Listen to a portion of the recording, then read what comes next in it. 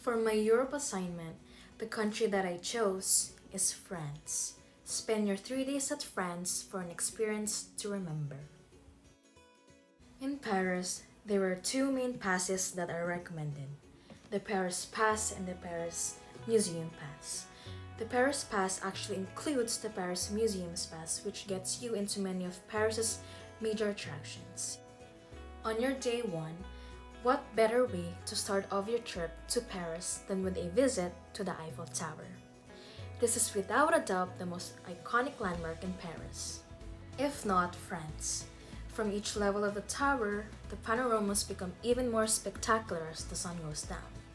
For a truly memorable experience, tourists can watch the sunset while dining at one of the Eiffel Tower restaurants, the Casual 58 Tour Eiffel Bistro, and the Le Jules Verne. Another must-do experience in Paris is a river cruise on the Seine. This is a very popular activity with multiple operators offering cruises up and down the river. Cruising the Seine River is a fun way to see all Paris's top sights while enjoying a relaxing experience. Talking of sitting back and relaxing, we find that a great way to get oriented in a new city and get an idea of the sights we want to see is to take a hop-on, hop-off bus tour, which will then take you around Paris's key attractions. There are multiple operators running different routes around the city. If you pick up a Paris Pass, it includes a one-day big bus tour.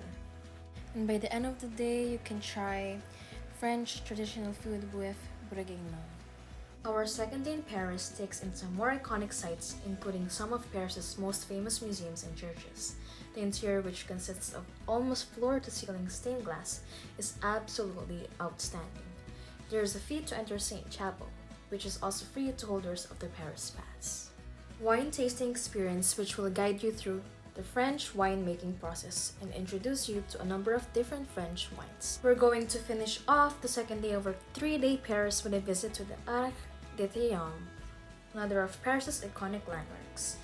The Arc de Triomphe, built in memory of those who died in the French Revolution and Napoleonic Wars, is wonderfully photogenic.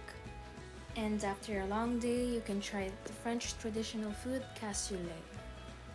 On the last day of our 3-day Paris experience, we visit Versailles, the incredible palace that was the seat of French political power and home to French royalty, including Louis XVI and Marie Antoinette.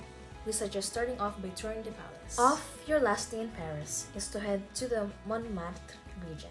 This is home to a large hill atop which sits the glorious Sacré-Cœur de Montmartre, another of Paris's iconic buildings. This area of Paris was particularly famous as being home to artists and folks like Dali, Picasso, and Hemingway all either lived or frequented this area.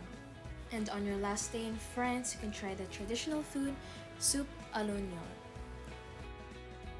Here's a quick day-by-day breakdown of all the sites I covered. Day 1. Eiffel Tower, Seine River Cruise, hop-on, hop-off bus. Day 2, Saint-Chapelle, wine tasting, Arc de Triomphe. And Day 3, Versailles and Montmartre. Thank you so much for listening, and I hope you learned some information about this attraction and spend your 3 days at France for an experience to remember.